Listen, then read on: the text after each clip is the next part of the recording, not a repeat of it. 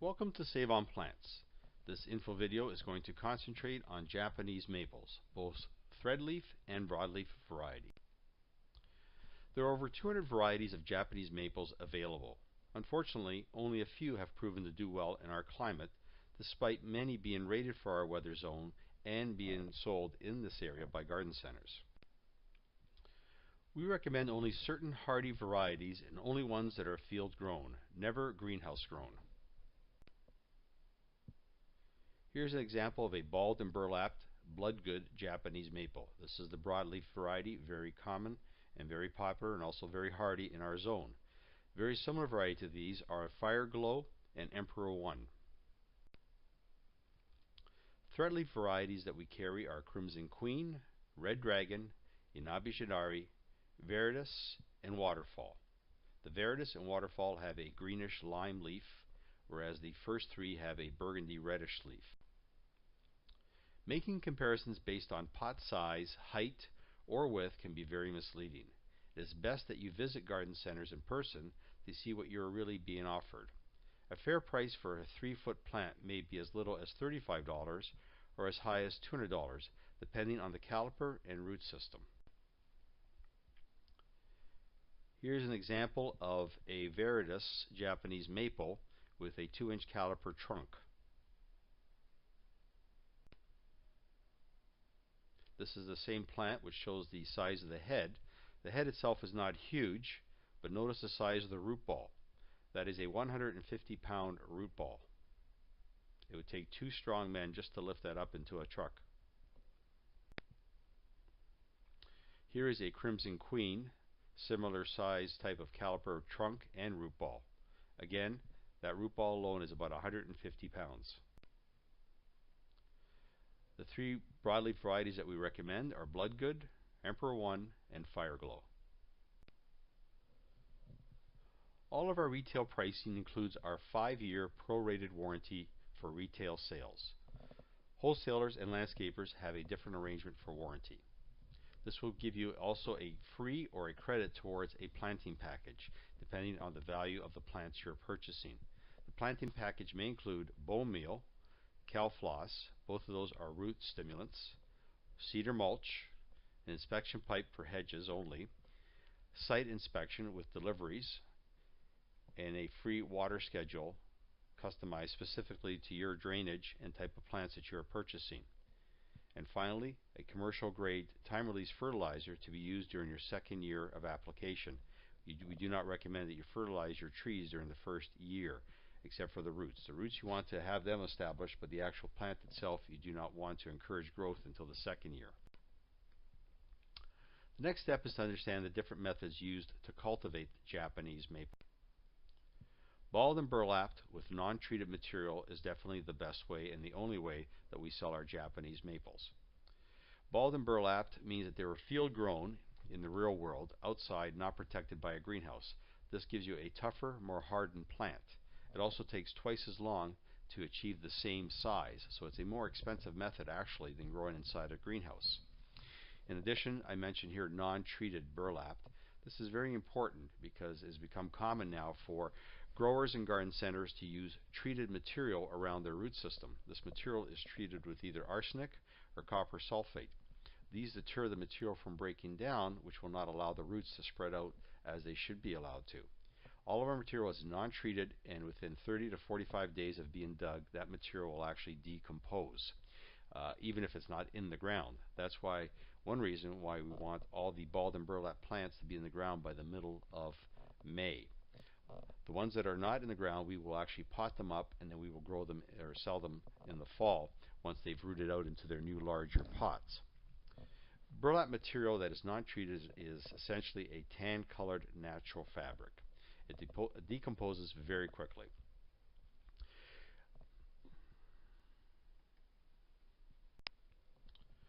With Japanese maples, the industry norm is to grow them in pots inside a greenhouse. Again, this is not the method we use, and we don't recommend it. The reason we don't encourage it is because inside the greenhouses they have a very protected environment, which creates a very weak plant. They haven't been exposed to the real world. In addition to that, they will grow them in a light soil medium, which is very easy to pick up and convenient. It's another reason why they do this is because when they're field grown, they do tend to be heavier, but you can't compare the quality. A field grown root ball is much, much stronger than one that's grown in very light soil. Obviously, because those roots did not have to work to spread out. When you do transplant that into the real world, where the soil is heavier, the plants have a very hard time and a high failure rate. Versus ours, which are grown in a very heavy soil, when you transplant them into your property, they transition very easily and very well, and we have virtually a 0% failure rate with our Japanese maple for that reason. The other benefit of growing them in a greenhouse in terms of appearance is that the leaves have never been dried out by the wind, etc., or burnt by the sun. Very, very pampered, and they will actually look very good. These plants do look lush and attractive. However, don't be fooled by that. It's because they haven't been in the real world. You're better to have one field grown that's already been acclimatized to the weather that it's going to be exposed to the rest of its life. And you will see that in the long run, or even the short run, there's a big difference on how well they do. The field grown will do much better than a pot grown plant. Now, another method that we don't recommend is dug bare root and plastic potted. Again, this is because of cost. They will grow them out in the field, the right thing to do, but to save transportation costs, which is a big chunk of any type of plant because the root balls are so heavy when done properly, what they'll do is dig a small root ball, knock the dirt off the root ball, which damages the root fibers in the process and also exposes them to being dried out in transportation. And then they'll be potted up when they arrive at their destination, again further drying out those root balls as they sit around waiting to be potted up. We do not use this method and we do not recommend it. What we do believe in doing is having them field grown, balled and burlapped right in the field, and you receive the root ball in the exact same condition that we remove it from the ground.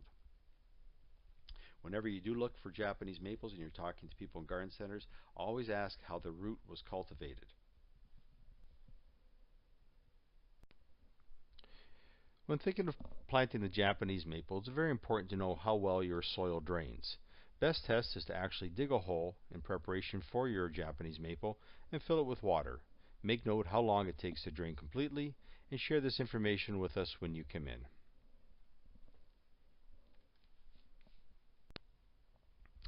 Here's a side sketch of, say, a backyard with a slope to it.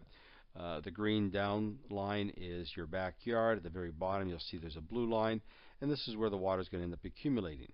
Again, if you were to plant upslope on that line, that green line, and you dig a hole down, the water would now accumulate inside that hole.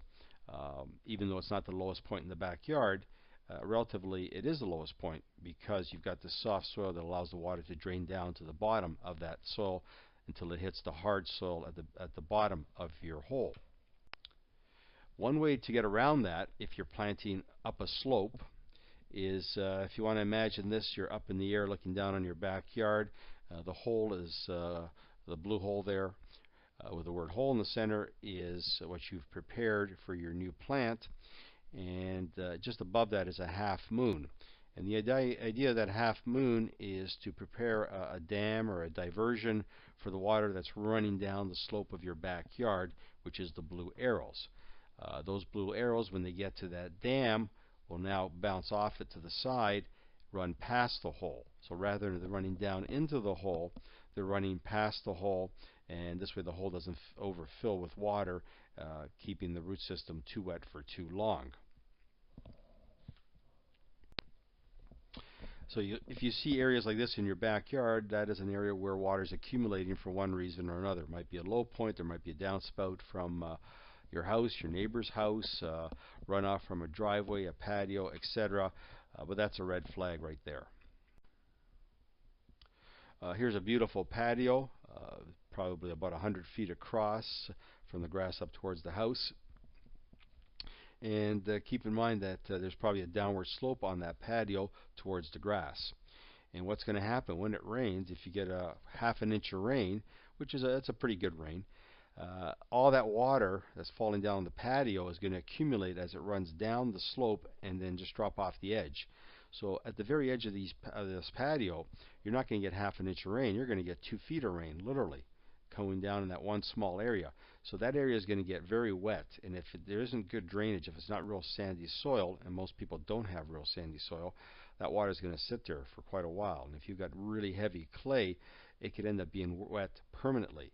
So again, test holes are very important to keep an eye on what's going on with drainage. But this is a red flag easily seen on a basic site inspection. And keep this in mind when you're looking around your backyard, patios, driveways, etc. They are all going to have runoff, and they multiply the amount of water that is present along the edge there where you may be placing plants.